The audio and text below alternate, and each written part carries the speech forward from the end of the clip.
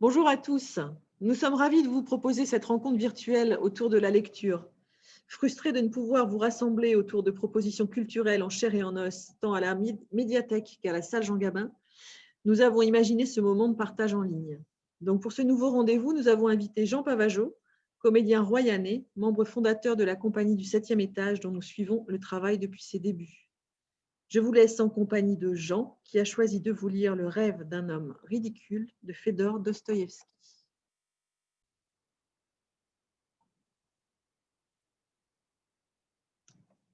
Je suis un homme ridicule. Maintenant, ils disent que je suis fou. Ce serait une promotion s'ils ne me trouvaient pas toujours aussi ridicule, mais maintenant je ne me fâche plus. Maintenant je les aime, tous. Et même quand ils se moquent de moi. C'est surtout là, peut-être, que je les aime le plus. Je me moquerais bien avec eux, pas de moi-même, non, mais en les aimant, si je n'étais pas si triste quand je les vois. Si triste parce qu'ils ne connaissent pas la vérité, et moi je connais la vérité. Oh, qu'il est dur d'être seul à connaître la vérité. Mais ça, ils ne le comprendront pas, non, ils ne comprendront pas. Avant, pourtant, je me suis bien rongé d'avoir l'air ridicule. Pas d'avoir l'air, d'être. J'ai toujours été ridicule. Et je le sais peut-être depuis le jour de ma naissance. J'avais 7 ans, peut-être. Je savais déjà que j'étais ridicule. Après, je suis allé à l'école, après à l'université, et quoi? Plus j'apprenais des choses, plus je n'en apprenais qu'une, que j'étais ridicule. Si bien qu'à la fin, toute ma science universitaire, pour moi, c'était comme si elle n'était là que pour une chose, me prouver et m'expliquer, au fur et à mesure que je l'approfondissais, que j'étais ridicule. Et la vie suivait la science.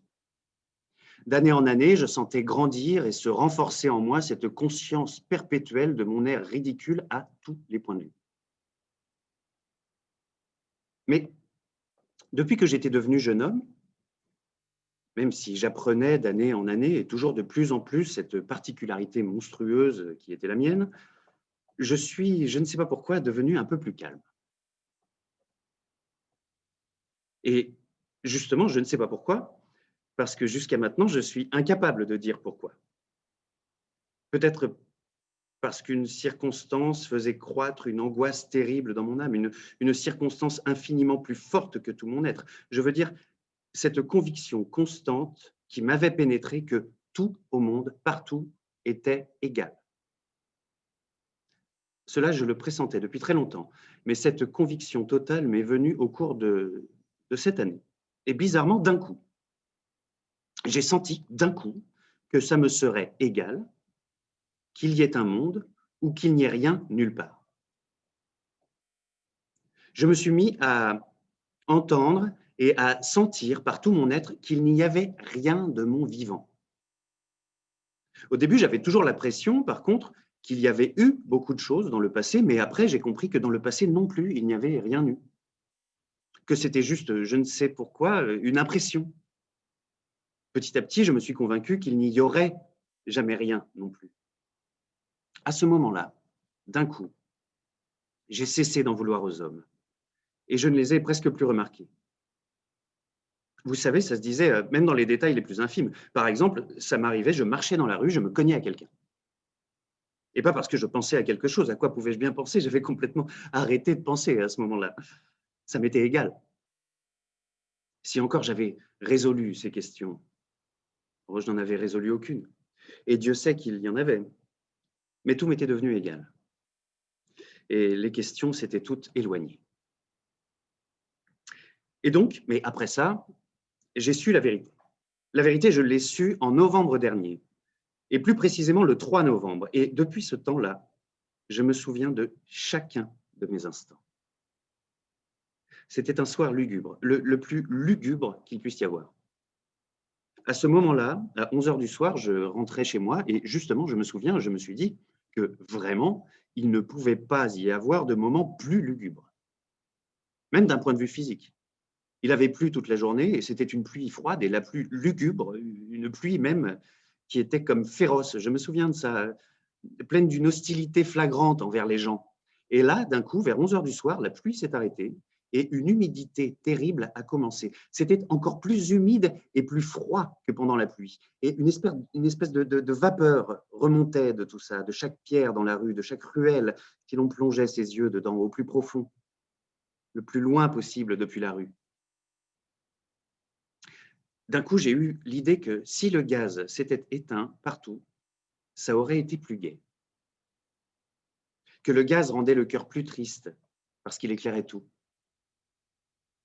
Et quand j'ai eu cette idée sur le gaz dans la rue, j'ai regardé le ciel. Le ciel était terriblement obscur, mais on pouvait nettement distinguer les nuages, avec entre eux des taches noires insondables. Tout à coup, dans une de ces taches noires, j'ai remarqué une toute petite étoile et je me suis mis à la regarder fixement. C'était parce que cette toute petite étoile m'avait donné une idée. J'ai décidé de me tuer cette nuit-là. Cette décision, je l'avais prise fermement depuis déjà 2 mois. Et tout pauvre que j'étais, j'avais acheté un très beau revolver. Et le jour même, je l'avais chargé. Mais 2 mois s'étaient déjà passés et il était toujours resté dans son tiroir.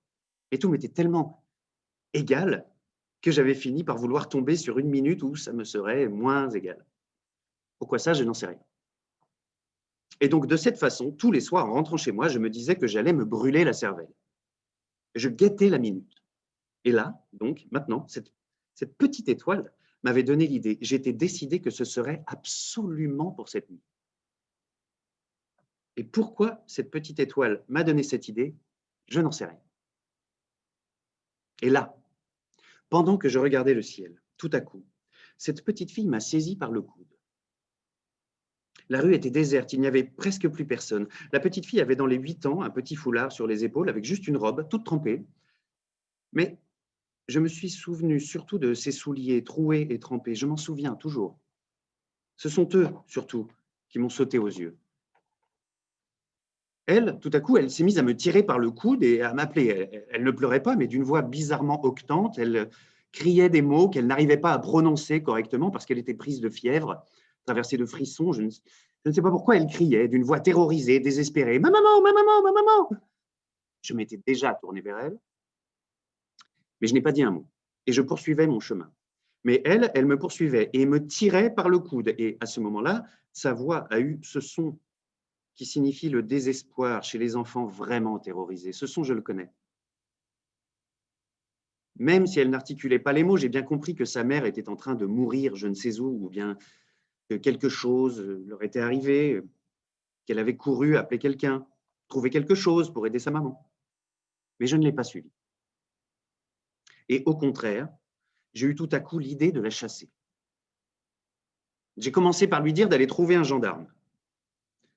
Mais d'un coup, elle a joint ses petites mains, comme pour me supplier, et sanglotant, en haletant, elle courait toujours à côté de moi et ne me lâchait pas. Et c'est là que j'ai tapé du pied et que j'ai crié. Elle s'est juste exclamée « Monsieur, monsieur, monsieur !» Mais d'un coup, elle m'a abandonné et elle a traversé la rue à toute vitesse. Là aussi, un passant venait d'apparaître et visiblement, elle m'abandonnait pour se jeter vers lui. J'ai grimpé jusqu'à mon 4e étage. Je vis en location. Nous avons des meublés. Ma chambre, elle est pauvre et petite, avec une fenêtre de grenier en demi-cintre. J'ai un divan couvert de toile cirée, un bureau sur lequel il y a des livres, 2 chaises et un fauteuil profond, d'une vieillesse insigne, mais un fauteuil Voltaire. Je me suis assis, j'ai allumé la bougie et j'ai pensé. À côté, dans l'autre chambre, derrière la cloison, la débauche continuait. Cela faisait 2 jours qu'il n'arrêtait pas. La pièce était occupée par un capitaine à la retraite. Et il avait des invités, 5 ou 6 bons à rien. Il buvait de la vodka, il jouait au stos avec des cartes usées. Ouais, évidemment, dès le début, j'ai évité de le fréquenter et puis il s'est vite ennuyé avec moi. Mais ils avaient beau crier tant qu'ils voulaient, derrière la cloison, et s'entasser à autant qu'ils voulaient, moi, ça m'était toujours égal. Je reste toute la nuit dans mon fauteuil et réellement, je ne les entends pas, tellement je les oublie. Parce que toutes les nuits, je ne dors pas, et jusqu'à l'aube. Et voilà déjà 1 an que ça dure. Je passe toutes mes nuits devant mon bureau, dans mon fauteuil, et je ne fais rien. Les livres, je ne les lis que dans la journée. Je reste là, et même je ne pense pas, c'est juste comme ça quelques pensées errantes, et je les laisse errer. La bougie fond jusqu'au bout, pendant la nuit. Donc je me suis assis à mon bureau, sans faire de bruit, j'ai sorti le revolver, je l'ai posé devant moi. Quand je l'ai sorti, je me souviens, je me suis demandé « Oui ?» Et je me suis répondu d'une manière absolument affirmative « Oui ». C'est-à-dire que j'allais me tuer. Je savais que cette nuit-là, j'allais me tuer à coup sûr. Mais combien de temps j'allais encore rester devant mon bureau jusqu'à ce moment-là, cela, je n'en savais rien. Et bien sûr, je me serais tué sans cette petite fille. Vous comprenez? Bien sûr que ça m'était égal. Mais la douleur, par exemple, je la ressentais. Quelqu'un m'aurait frappé et j'aurais senti de la douleur. C'était exactement pareil d'un point de vue moral. S'il était arrivé quelque chose qui fasse vraiment pitié, j'aurais ressenti de la pitié, exactement comme à l'époque, quand tout ne m'était pas encore égal dans la vie. J'avais bien ressenti de la pitié sur le moment. L'enfant, malgré tout, je l'aurais sûrement aidé. Alors pourquoi n'ai-je pas aidé la petite fille? Eh bien, à cause d'une idée qui m'était venue. Quand elle me tirait et qu'elle m'appelait, tout à coup, une question avait surgi devant moi. Une question que je ne pouvais pas résoudre. La question était oiseuse, mais je me suis fâché. Si je me suis fâché, c'est suite à cette conclusion que si j'avais pris ma décision de me suicider cette nuit, alors tout devait m'être égal dans le monde. À ce moment-là, plus encore que jamais. Pourquoi donc avais-je tout à coup senti que ça ne m'était pas égal et que j'avais de la pitié de la petite fille? Je me souviens, j'ai eu pitié très fort. C'était même une espèce de douleur étrange et même invraisemblable dans ma situation. Non, non, je suis incapable de mieux traduire cette sensation fugitive qui m'était venue à ce moment-là. Mais cette sensation s'est encore prolongée chez moi. Quand je m'étais déjà assis devant le bureau et j'étais très agacé, comme jamais depuis longtemps. Les réflexions suivaient les réflexions. Il m'apparaissait clairement que si je suis un homme et pas encore du rien, et tant que je ne suis pas devenu du rien, je vis. Et donc je suis capable de souffrir, d'éprouver de la colère ou de la honte pour mes actes. Bon. Mais pourtant, si je me tue, par exemple, dans 2 heures, alors, qu'est-ce qu'elle me fait, la petite fille? Et quelle importance, dans ce cas-là, la honte et tout ce que vous voulez au monde? Je deviens du rien total. Et est-ce que réellement la conscience du fait que dans un instant, je cesserai complètement d'exister et donc que rien n'existerait, ne pouvait pas avoir la moindre influence sur cette sensation de pitié pour la petite fille et cette sensation de honte après l'infamie que j'avais commise? Parce que c'est bien pour cela que j'avais tapé du pied et que j'avais crié d'une voix hystérique sur cette malheureuse enfant. Parce que, n'est-ce pas, non seulement, tiens, je ne ressens aucune pitié, et même si je commets une infamie humaine, maintenant j'ai le droit, parce que d'ici 2 heures, tout sera éteint. Vous me croyez? Vous me croyez que c'est pour cela que j'ai crié? Pour moi, maintenant, c'est presque une certitude. Je me représentais clairement que, maintenant, la vie et le monde étaient comme dépendants de moi. On peut même le dire de cette façon, que maintenant, le monde, c'est comme s'il n'était fait que pour moi seul. Je me tue et le monde n'existe plus, du moins pour moi. Sans parler déjà de ce fait que peut-être, c'est vrai qu'il n'y aura rien pour personne après moi. Et le monde entier, à peine ma conscience sera éteinte, s'éteindra tout de suite comme un spectre, un attribut de ma seule conscience, et cessera d'être. Parce que peut-être, ce monde, dans son ensemble, et tous ces hommes, au fond, ils sont juste moi seul. Je me souviens qu'en réfléchissant dans mon fauteuil, je retournais toutes ces nouvelles questions qui se pressaient les unes après les autres dans une direction même complètement différente, et j'inventais des choses vraiment inattendues.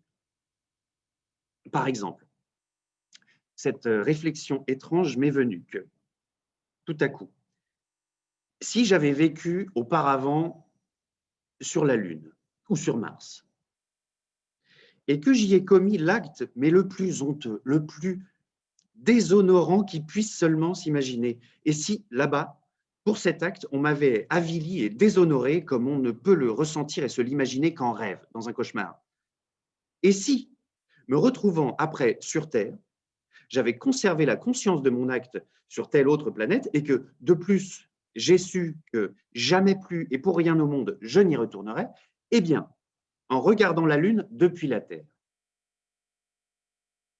est-ce que, oui ou non, ça me serait encore égal? Aurais-je ressenti, oui ou non, de la honte pour mon acte? Ces questions étaient oiseuses et inutiles parce que le revolver était déjà posé devant moi et je savais par tout mon être que ça, ce serait à coup sûr. Mais elle m'échauffait et je m'agitais. C'était comme si je ne pouvais pas mourir maintenant avant d'avoir résolu quelque chose. Bref, cette petite fille m'a sauvé la vie parce que toutes ces questions ont éloigné le coup de feu. Et c'est là tout à coup que je me suis endormi, ce qui ne m'était jamais arrivé auparavant, dans mon fauteuil, devant mon bureau. Je n'ai pas du tout remarqué à quel moment je me suis endormi. Les rêves, on le sait, ce sont des phénomènes extrêmement étranges. Telle chose apparaît avec une précision terrifiante, une finesse de joaillier dans le rendu d'un détail, alors qu'on saute par-dessus tel autre comme sans les remarquer du tout, par exemple par-dessus l'espace et le temps. Les rêves, semble-t-il, sont mus non pas par la raison, mais par le désir, non par la tête, mais par le cœur. Et néanmoins, parfois, ma raison pouvait me jouer en rêve de ces tours tellement rusés. Et néanmoins, il lui arrive en rêve des choses tout à fait incompréhensibles. Mon frère, par exemple, il est mort il y a 5 ans. Parfois, je le vois en rêve.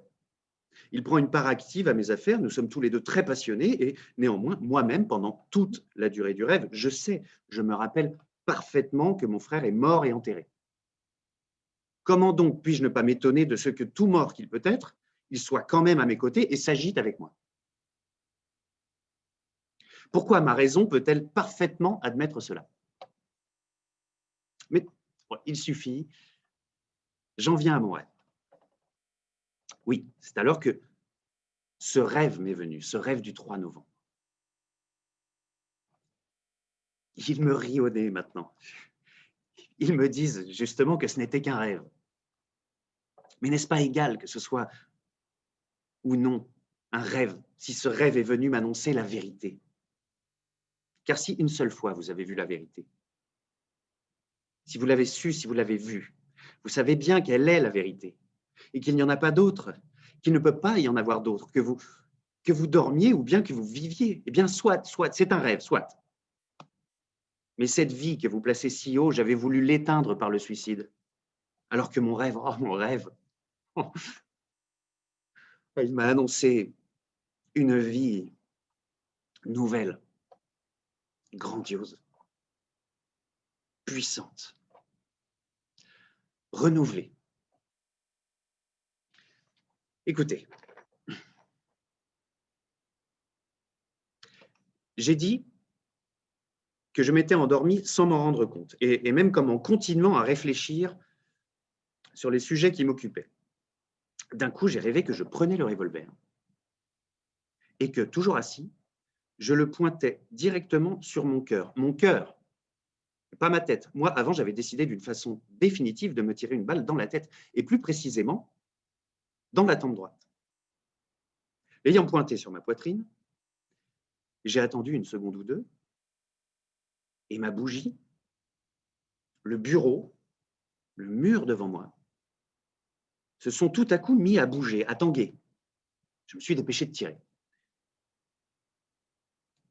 En rêve, il vous arrive de tomber d'une hauteur, ou bien on vous égorge, ou l'on vous bat, mais vous ne sentez jamais de douleur. Sauf si réellement vous-même, d'une façon ou d'une autre, vous vous cognez dans votre lit, auquel cas vous sentirez de la douleur, et cette douleur, presque toujours, vous réveillera. C'est pareil dans mon rêve, je ne sentais aucune douleur. Mais il m'a paru que ce coup de feu avait bouleversé tout en moi, et que tout s'était éteint d'un coup, et que tout autour de moi était devenu terriblement noir. Je suis comme devenu aveugle et muet, et me voici couché sur quelque chose de dur, tendu, de tout mon long, raide, je ne vois rien.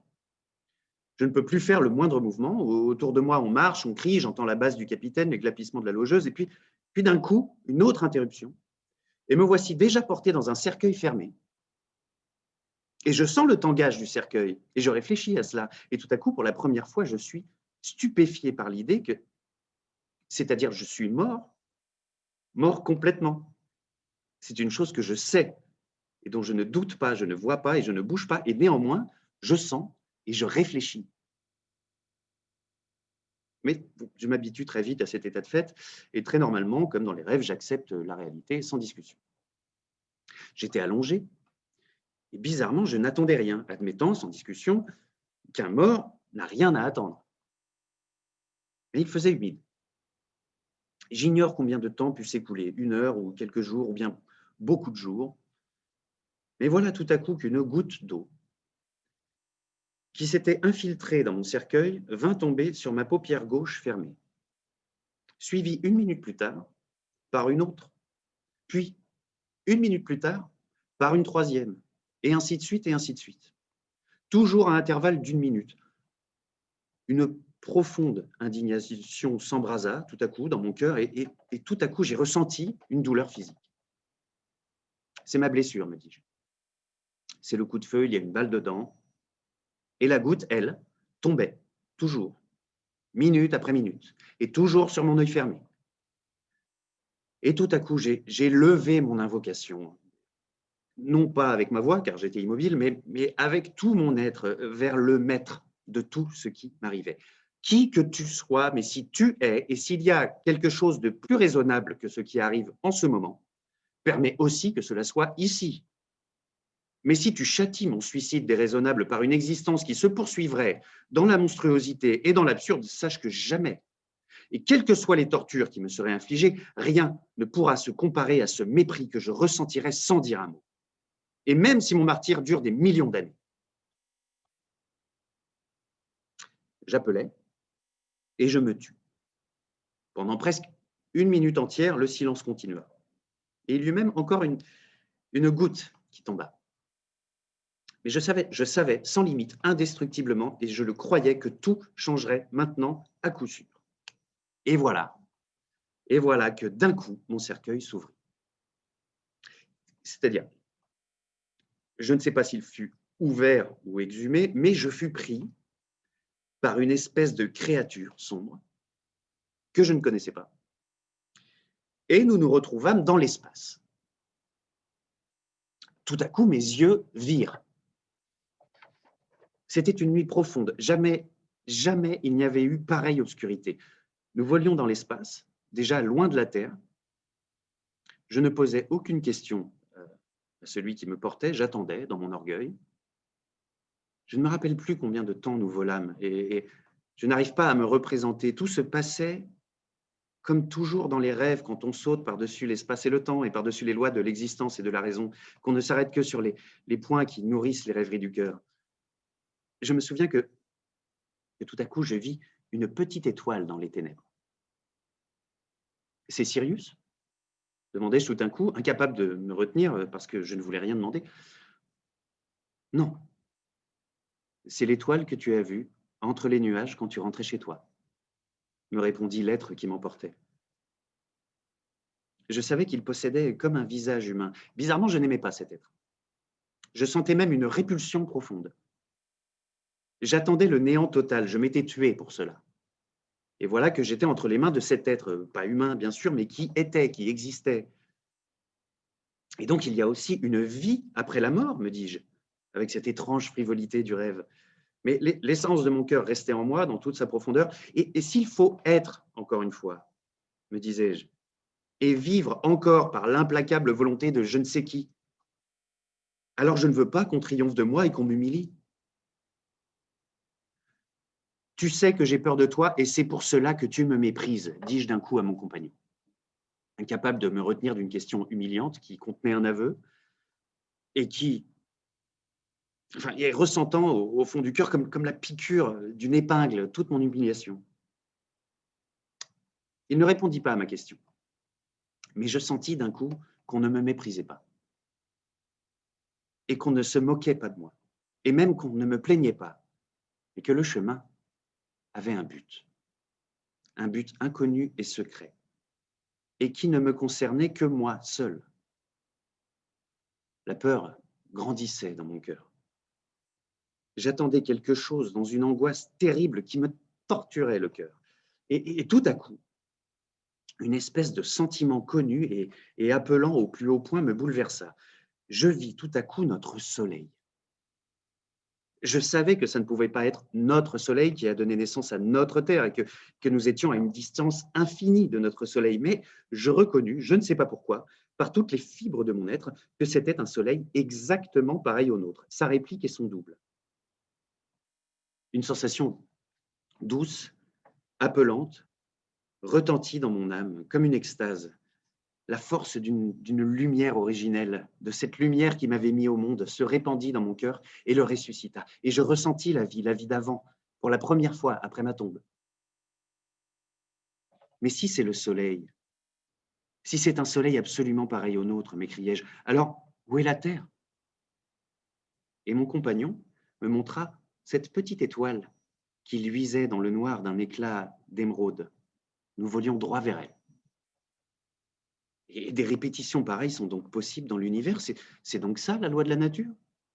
Et s'il y a une terre là-bas, il est donc possible que ce soit une terre comme la nôtre, une terre absolument pareille, malheureuse, misérable, mais si précieuse, éternellement aimée, et qui fait naître en elle-même un amour si torturant chez ses enfants les plus ingrats, comme la nôtre? M'écriai-je, frissonnant d'un amour irrépressible, exalté pour cette terre d'auparavant, cette terre originelle que j'avais quittée. L'image de la pauvre petite fille que j'avais offensée fusa devant mes yeux. Tu verras tout, répondit mon compagnon. Et une sorte de tristesse se fit entendre dans sa voix. Mais nous nous approchions rapidement de la planète. Elle grandissait devant mes yeux. Je distinguais déjà l'océan, les contours de l'Europe, et d'un coup, la sensation étrange d'une espèce de grande, de sainte jalousie s'enflamma dans mon cœur. Comment une telle répétition est-elle possible et dans quel but? J'aime, je ne peux aimer que cette terre que j'ai quittée, sur laquelle j'ai laissé des éclaboussures de mon sang, quand j'ai éteint ma vie dans mon ingratitude par ce coup de feu en plein cœur. Mais jamais, jamais je n'ai cessé de l'aimer, cette terre. Et même l'autre nuit, peut-être, quand je la quittais, je l'aimais d'une façon encore plus douloureuse. Y a-t-il de la douleur sur cette nouvelle terre? Sur notre terre, nous ne pouvons vraiment aimer qu'avec la douleur, et seulement par la douleur. Sinon, nous ne savons pas aimer. Nous ne connaissons pas d'autre amour. Moi, pour aimer, je veux de la douleur. Je veux, j'ai soif, là maintenant, en m'inondant de larmes, de n'embrasser que cette terre que j'ai quittée. Et je ne veux pas de la vie, je ne l'accepte sur aucune autre. Mais mon compagnon m'avait déjà quitté. Et d'un coup, et comme sans le remarquer, le moindre du monde, je me vis sur cette autre terre, dans la lumière éclatante d'une journée ensoleillée, plus belle que le paradis. Je me tenais, je crois, sur l'une de ces îles qui forment sur notre archipel, sur notre terre, l'archipel grec, ou quelque part au bord du continent qui longe cet archipel. Ah, tout était exactement comme chez nous, mais, semblait-il, tout irradiait une espèce de fête, une gloire grandiose, sacrée et enfin atteinte. Une mer d'émeraude caressante clapotait doucement sur la rive et l'embrassait avec amour, un amour évident, visible, presque conscient. De grands arbres splendides se dressaient dans toute la splendeur de leur frondaison et leurs feuilles innombrables, j'en suis persuadé, me saluaient de leur bris doux et, et caressant et semblaient prononcer je ne sais quelle parole d'amour. Les prairies flamboyaient de fleurs éclatantes et parfumées. Des oiseaux par volées venaient traverser l'air et sans me craindre, ils se posaient sur mes épaules et sur mes mains et me frappaient joyeusement de leurs jolies petites ailes frissonnantes. Et finalement, je vis et je connus les hommes de cette terre heureuse. Ils vinrent vers moi d'eux-mêmes. Ils m'entourèrent, ils m'embrassaient. Les enfants du soleil, enfants de leur soleil, qu'ils étaient beaux. Jamais je n'avais vu sur notre terre une pareille beauté dans l'être humain. Seuls peut-être nos enfants, les toutes premières années de leur vie, peuvent porter un reflet, même éloigné, même faible, d'une beauté pareille. Les yeux de ces hommes heureux luisaient d'un éclat lumineux. Leur visage irradiait la raison et une espèce de conscience totale jusqu'à la sérénité, mais ces visages étaient joyeux. Une gaieté enfantine sonnait dans les voix et les paroles de ces gens. Oh, tout de suite, dès que je vis leur visage, je compris tout, oui, tout. C'était une terre pas encore souillée par le péché originel. N'y vivaient que des hommes qui n'avaient pas encore péché. Ils vivaient dans un paradis semblable à celui dans lequel avaient vécu, d'après toutes les légendes de l'humanité, nos ancêtres pécheurs, avec cette seule différence qu'ici, la terre était partout un seul et même paradis. Ces hommes riaient joyeusement, se pressaient autour de moi, me caressaient. Ils m'emmenèrent chez eux et chacun d'eux avait envie de m'apaiser. Oh, ils ne me posaient aucune question, mais c'était comme s'ils savaient déjà tout. Du moins, en avais-je l'impression.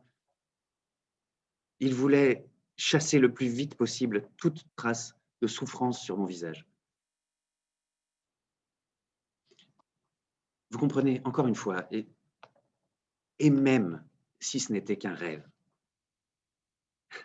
mais la sensation d'amour de ces hommes innocents et beaux reste en moi à jamais.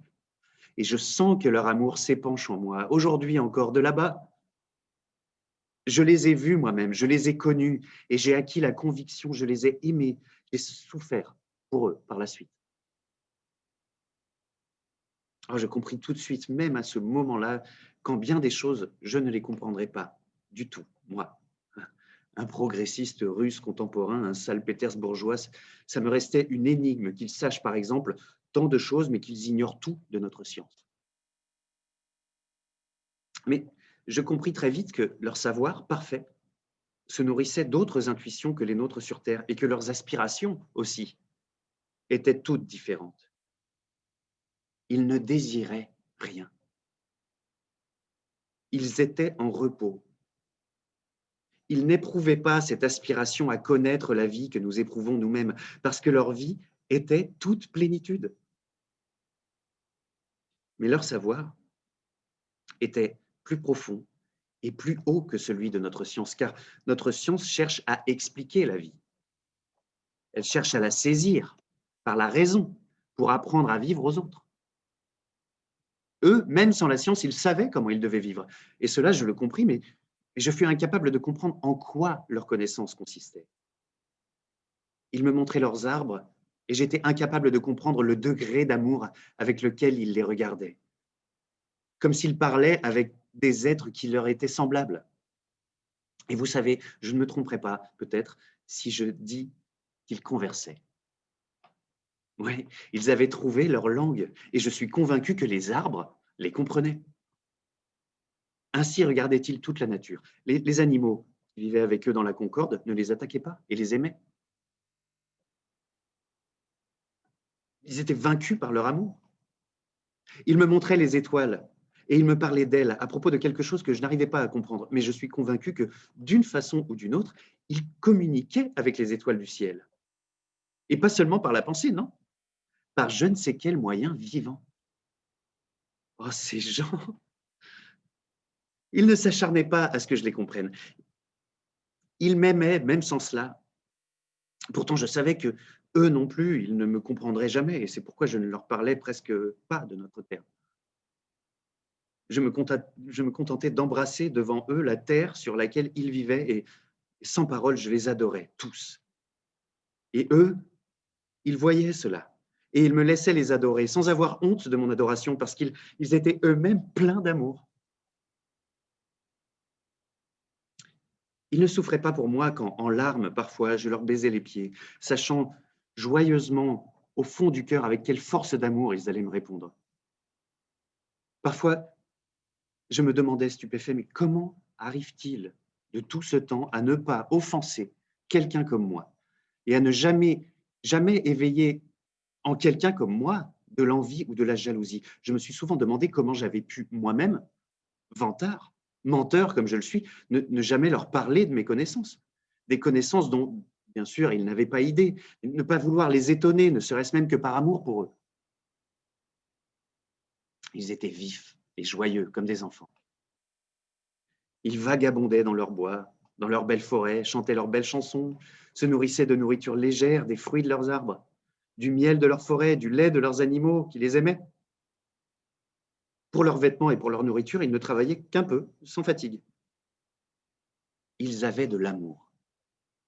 Et des enfants naissaient, mais jamais je n'ai remarqué chez eux d'élan de cette sensualité cruelle qui touche presque tout le monde sur notre terre, tout le monde et chacun, et fait la seule source presque de tous les péchés de notre humanité. Ils fêtaient les enfants qui paraissaient chez eux comme de nouveaux acteurs de leur béatitude. Il n'y avait entre eux jamais de dispute, jamais de jalousie. Ils ne savaient même pas ce que ça veut dire. Leurs enfants étaient les enfants de tous, car ils composaient tous une seule famille. Ils n'avaient presque pas du tout de maladie, même s'il y avait une mort. Mais leur vieillard mourait paisiblement, comme s'ils s'endormaient, entourés de gens qui leur disaient adieu en les bénissant, souriant et accompagnés eux-mêmes par leur sourire lumineux. Je n'ai vu avec cela ni larmes, ni douleur. Ce n'était qu'un amour comme multiplié jusqu'à l'extase, mais une extase paisible, pleine, contemplative. On pouvait penser qu'ils gardaient des contacts avec leurs défunts, même après la mort, et que la mort n'interrompait nullement leur union terrestre. Ils ne me comprenaient pas quand je les interrogeais sur la vie éternelle, mais sans doute en étaient-ils si convaincus inconsciemment qu'elle ne leur faisait même pas question. Ils n'avaient pas de temple, mais ils avaient une sorte d'union concrète, vivante et ininterrompue avec le tout de l'univers. Ils n'avaient pas de foi, mais ils avaient une ferme connaissance qu'au moment où leur joie terrestre s'emplirait jusqu'aux limites de la nature terrestre, ce serait alors l'heure pour eux, vivants et morts, d'un accroissement encore plus fort de leur contact avec le tout de l'univers. Ils attendaient cet instant avec joie, mais sans hâte, sans qu'il les fît souffrir, comme s'ils le possédaient déjà dans les pressentiments de leur cœur dont ils se faisaient part. Le soir, avant d'aller dormir, ils aimaient composer des chœurs harmonieux et puissants. Dans ces chants, ils traduisaient toutes les sensations que leur avait données le jour qui s'achevait. Ils lui rendaient gloire et lui faisaient leurs adieux. Ils rendaient gloire à la nature, à la terre, à la mer, aux forêts. Ils aimaient composer des chansons les uns sur les autres et se couvraient de louanges comme des enfants. C'étaient les chansons les plus simples, mais elles coulaient du cœur et pénétraient les cœurs. Et ce n'était pas que pour les chansons, non, semble-t-il, c'est toute leur vie qu'ils ne passaient qu'à une chose, à s'admirer les uns les autres. Ils étaient comme amoureux les uns des autres, d'un amour total, général. Certaines de leurs chansons, des chansons solennelles d'extase, me restaient presque incompréhensibles. Je comprenais les paroles, mais je n'ai jamais pu pénétrer vraiment toute leur signification. C'était comme si cela restait inaccessible à ma raison, mais comme si mon cœur, en revanche, s'en pénétrait inconsciemment, et de plus en plus fort. Et je leur disais souvent que tout cela, je le pressentais depuis longtemps. Que toute cette joie et cette gloire, elle se disait à moi encore sur notre terre par une nostalgie comme appelante qui devenait parfois une douleur insupportable, que je les pressentais, eux tous, avec leur gloire, dans les rêves de mon cœur et dans les songes de mon esprit, et que souvent, sur notre terre, je ne pouvais pas regarder sans larmes le soleil couchant. Ma haine pour les hommes de notre terre contenait toujours une douleur. Pourquoi ne pouvais-je pas les haïr sans les aimer? Pourquoi ne pouvais-je pas ne pas leur pardonner? L'amour que j'éprouvais pour eux contenait lui-même une souffrance. Pourquoi n'arrivais-je pas à les aimer sans les haïr? Ils m'écoutaient et je voyais qu'ils ne pouvaient se représenter ce que je disais, mais je ne regrettais pas de leur parler. Je savais qu'ils comprenaient toute la force de ma nostalgie pour ceux que j'avais quittés. Oh, quand ils me regardaient de ce regard gentil et pénétré d'amour, quand je sentais qu'en leur présence, mon cœur aussi devenait aussi juste et innocent que leur cœur à eux, alors je ne regrettais plus de ne pas les comprendre. La sensation de plénitude de la vie me coupait le souffle et sans prononcer un mot, je leur disais des prières. Oh, maintenant, ils se moquent tous de moi. En face. Ils m'assurent que même en rêve, on ne peut pas voir tous ces détails que je rapporte maintenant. Que dans mon rêve, je n'ai ressenti qu'une simple sensation née du propre délire de mon cœur et que les détails, je les ai inventés une fois que je me suis réveillé. Et quand je leur ai révélé que peut-être cela était réellement advenu, mon Dieu, quel rire ils m'ont jeté à la figure, quelle gaieté je leur ai procuré. Ah non, non. Non, bien sûr, je n'ai été vaincu que par la simple sensation de ce rêve. Elle seule s'est conservée dans mon cœur blessé jusqu'au sang, mais les images réelles et les formes de mon rêve, c'est-à-dire celles que j'ai vues vraiment à l'heure où je dormais, étaient emplies d'une telle harmonie. Elles étaient si belles, si envoûtantes et si vraies qu'à mon réveil, bien sûr, j'étais incapable de les incarner dans nos faibles paroles si bien que réellement, elles devaient comme s'estomper dans mon esprit. Et donc réellement, peut-être moi-même, sans en avoir conscience, et j'étais obligé d'inventer les détails par la suite, et bien sûr en les déformant, surtout avec mon désir passionné de les rapporter le plus vite possible, même n'importe comment. Mais comment pourrais-je ne pas croire que tout cela fut en réalité?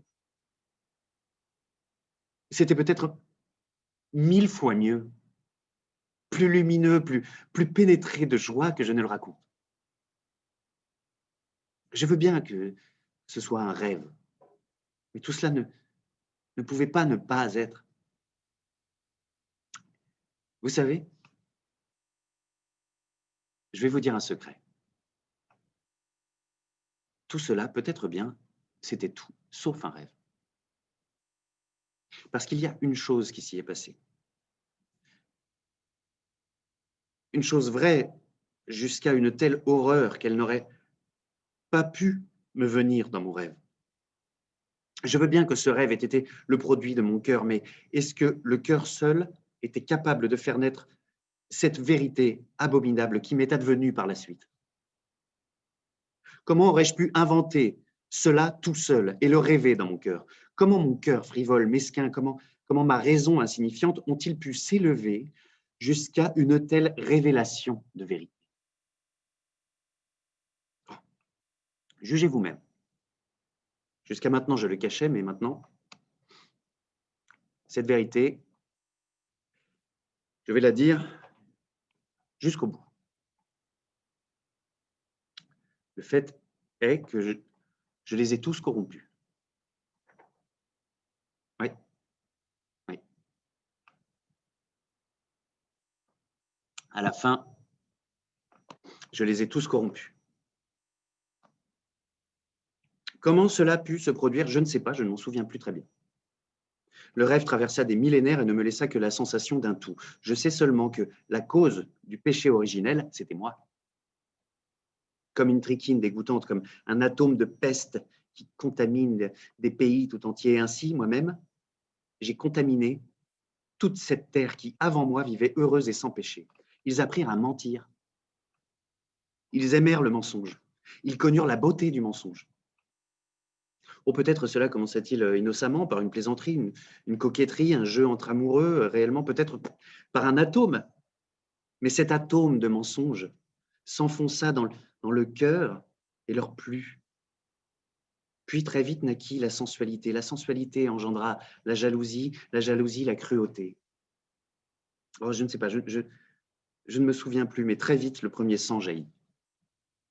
Ils s'étonnèrent, ils furent horrifiés. Et ils commencèrent à se disperser, à se désunir. Parurent des alliances, mais cette fois les uns contre les autres. Commencèrent les querelles, les reproches. Ils connurent la pudeur, firent de la pudeur une vertu. Naquit la notion d'honneur, et chaque alliance hissa son propre drapeau. Ils torturèrent les animaux s'éloignèrent d'eux dans les forêts et furent leurs ennemis. Commencèrent les luttes pour les séparations, l'autonomie, l'individualité, pour le mien, le tien. Ils parlèrent des langues différentes. Ils connurent la douleur et aimèrent la douleur. Ils eurent soif de souffrance et dirent que la vérité ne pouvait être atteinte qu'à travers la souffrance. Alors parut la science. Quand ils devinrent méchants, ils parlèrent de fraternité, d'humanité et comprirent ces idées. Quand ils devinrent criminels, ils inventèrent la justice et s'imposèrent toute une série de codes pour la conserver. Et pour conserver ces codes, ils instaurèrent la guillotine. Ils ne se souvenaient qu'à peine de ce qu'ils avaient perdu et ne voulaient même plus croire qu'un jour ils avaient été innocents et heureux. Ils riaient même de la possibilité de ce bonheur passé. Ils l'appelaient un songe. Ils ne pouvaient même pas se le représenter en forme et en image, mais chose étrange et merveilleuse, ayant perdu toute foi dans leur bonheur passé, l'ayant traité de fable, ils voulurent tellement redevenir innocents et heureux, l'être une fois encore, qu'ils succombèrent devant le désir de leur cœur, comme des enfants, déifièrent ce désir, érigèrent des temples et se mirent à prier leur propre idée, leur propre désir, tout en croyant pleinement, dans le même moment, qu'il était impossible et irréalisable, mais l'adorant jusqu'aux larmes et se prosternant devant lui. Et cependant, si seulement il leur avait été possible de recouvrer cet état d'innocence et de bonheur qu'ils avaient perdu, et si quelqu'un le leur avait montré d'un coup, une fois encore, et avait demandé s'ils voulaient le recouvrir, ils auraient sans doute refusé. Ils me répondaient, tant pis si nous sommes faux, méchants, injustes, nous le savons, et nous pleurons, nous nous torturons nous-mêmes pour cela. Nous nous martyrisons, nous punissons plus, peut-être même plus, oui, que ce juge miséricordieux qui nous jugera et dont nous ignorons le nom. Mais nous avons la science. Et c'est par là que nous retrouverons la vérité. Mais cette fois, nous la recevrons en toute conscience. La connaissance est supérieure au sentiment. La connaissance de la vie, supérieure à la vie. La science nous donnera la sagesse nous révélera des lois, et la connaissance des lois de la sagesse est supérieure à la sagesse. Voilà ce qu'il disait. Et après ces paroles, chacun s'aima plus que tous ses semblables. Et que pouvait-il faire d'autre? Chacun devint si jaloux de sa personne qu'il ne cherchait de toutes ses forces qu'à l'abaisser et la diminuer dans les autres. Et voyez là le but même de la vie, l'esclavage parut. Et même l'esclavage volontaire. Les faibles se soumettaient volontiers aux plus forts dans le seul but que ceux-ci les aidaient à opprimer d'autres encore plus faibles. Parurent des justes qui vinrent chez ces gens, les larmes aux yeux, et leur parlèrent de leur orgueil, de la perte de la mesure et de l'harmonie, de l'oubli de la pudeur. Eux, ils se moquaient d'eux et leur jetaient des pierres. Le sang sacré se répandit sur les parvis des temples. Mais on vit paraître des gens qui commencèrent à imaginer comment retrouver une union qui ferait que chacun, tout en continuant à s'aimer plus que les autres, puisse vivre sans gêner son prochain, et comment vivre ainsi tous ensemble, pour ainsi dire, dans une société de concorde. De vraies guerres se déclenchèrent au nom de cette idée.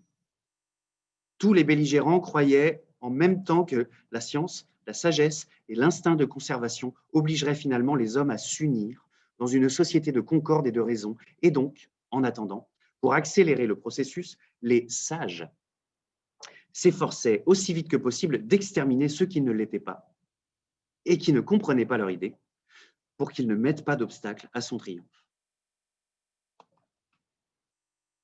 Mais l'instinct de conservation s'affaiblit vite, parurent les orgueilleux et les sensuels qui exigèrent d'office tout ou rien. Pour acquérir le tout, ils recouraient au crime, quand ils subissaient l'échec, au suicide.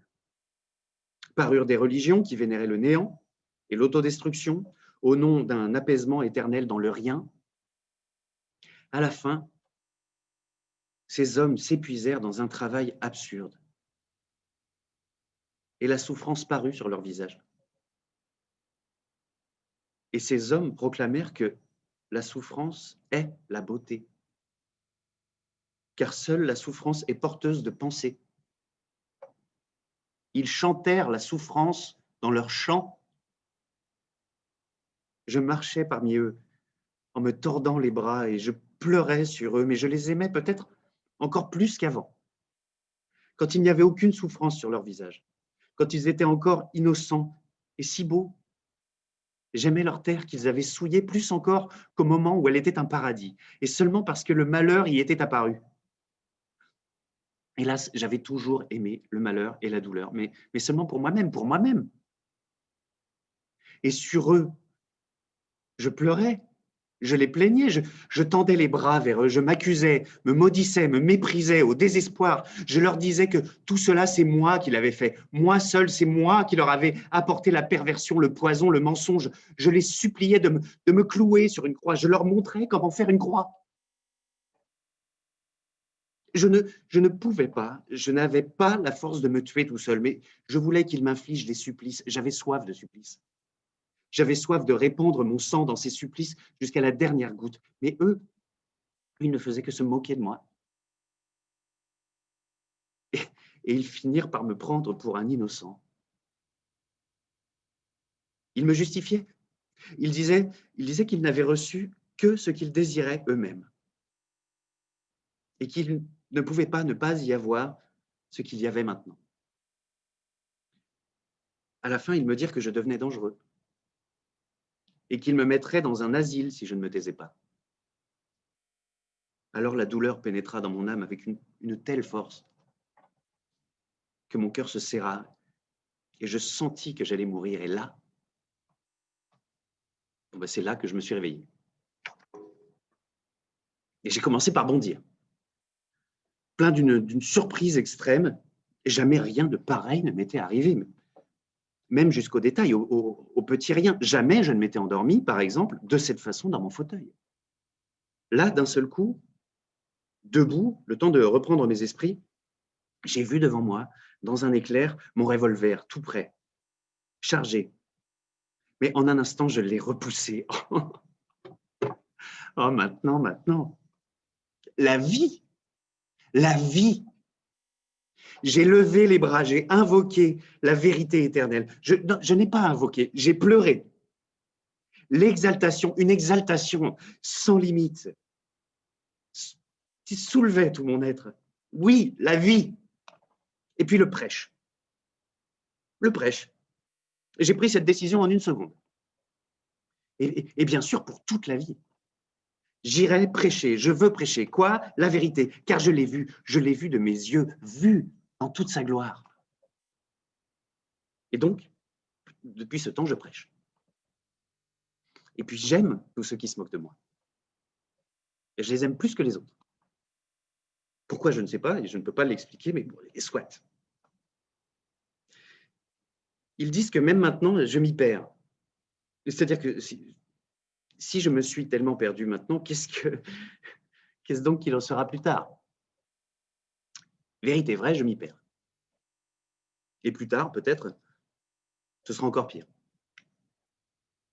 Et bien sûr, je m'y perdrai plusieurs fois avant de trouver la façon dont il faut que je prêche, c'est-à-dire les paroles et les actes, parce que c'est une chose très difficile à accomplir. Moi, même aujourd'hui, je vois ça clair comme le jour. Mais écoutez, qui donc ne s'y perd pas? Et néanmoins, tout le monde marche vers une seule et même chose, du moins chacun essaie d'atteindre une seule et même chose, depuis le sage jusqu'au dernier brigand, seulement par des chemins différents. C'est une vieille vérité. Mais voilà ce qu'il y a de nouveau. C'est impossible que je m'y perde trop. parce que j'ai vu la vérité, parce que j'ai vu et que je sais que les hommes peuvent être beaux et heureux sans perdre le pouvoir de vivre sur la terre. Je ne veux pas, je ne peux pas croire que le mal soit l'état normal des hommes. Or, s'il se moque, c'est seulement de cette croyance-là. Mais comment pourrais-je ne pas croire? J'ai vu la vérité. Je ne l'ai pas inventée dans mon esprit, je l'ai vue. Je l'ai vue. Et son image vivante a pour toujours empli mon âme. Je l'ai vue dans une plénitude si complète que je ne peux pas croire qu'elle ne puisse pas exister chez les hommes. Et donc, comment pourrais-je me perdre? Je peux m'écarter, bien sûr, et même plusieurs fois, et je parlerai peut-être même avec des mots qui ne seront pas à moi, mais pas longtemps. L'image vivante de ce que j'ai vu sera toujours avec moi. Elle me corrigera. Elle me dirigera toujours. J'ai la fraîcheur, j'ai la vigueur, et je marche. Je marche. Même pour 1000 ans, peut-être. Vous savez, je voulais même cacher, au début, que je les avais tous corrompus, mais c'était une erreur. Tenez, la première erreur.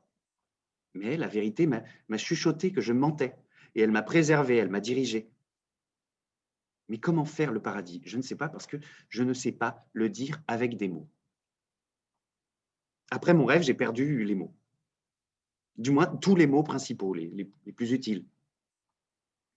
Mais soit, je marcherai et je parlerai toujours, sans me lasser, parce que j'ai quand même vu, de mes propres yeux, même si je ne sais pas redire ce que j'ai vu.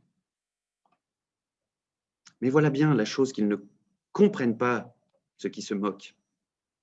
Un rêve qu'il a vu, n'est-ce pas? Un délire, une hallucination, et ils trouvent ça malin. Et ils sont si fiers. Un rêve. Qu'est-ce qu'un rêve? Et notre vie n'est-elle donc pas un rêve? Je dirais plus tant pis si cela ne se réalise jamais. Et s'il n'y a jamais le paradis, cela quand même, je le comprends. Eh bien moi, malgré tout, je continuerai de prêcher. Et pourtant, c'est si simple. En un jour, en une heure, tout pourrait se construire d'un coup.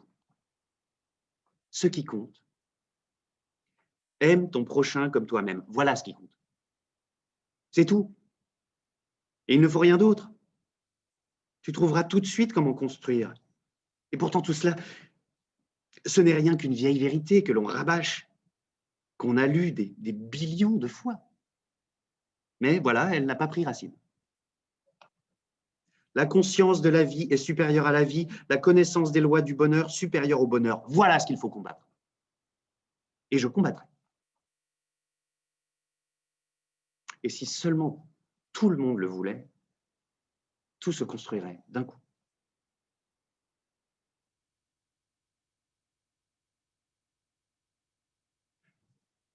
Quant à la petite fille, je l'ai retrouvée. Et j'irai. J'irai.